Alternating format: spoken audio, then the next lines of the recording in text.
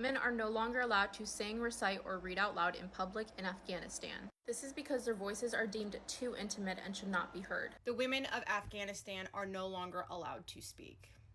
They are not to be seen. They are not to be heard. If I were to say how I really felt about this, my TikTok would probably be banned. So what I will say, besides the fact that I find this obscene, regressive, indecorous, vile, grotesque, besides the fact that organized religion remains a tool to oppress women as it always has, therefore I will always be against it when it exists legislatively in a society, is that for those of you, women, who get on this app routinely to pander to men, to be pick-me's, to talk about how much you wish feminism never existed because you wish you could just stay home and not work and wear pretty dresses, displaying the depths of your ignorance of what feminism has actually done and continues to fight for, I want you to think of the women in Afghanistan and remember how many simple things in your life that you take for granted because they feel second nature to you because of feminism, other women have no access to. Every time you leave the house in a t-shirt or a crop top, every time you pick up a book, every time you pick up your phone to film a video, every time you take a hot girl walk, every time you vote, every time you play a sport, every time you share an opinion, every time you make eye contact with a man, every time you laugh in public, every time you apply for a job, every time you get in your car, every time you take out a debit or credit card that says your name on it. When you side with Connor so he picks you and say things like,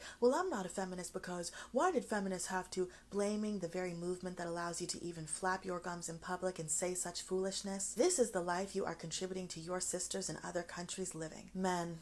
when you get online and say feminism has gone too far because a girl on Twitter tweeted men suck, because a girl you liked wouldn't date you, because women have decided that men need to bring more to the table than their unresolved trauma, disloyalty, and emotional repressions, know that the oppression of women has never stopped, and therefore feminism has not gone far enough.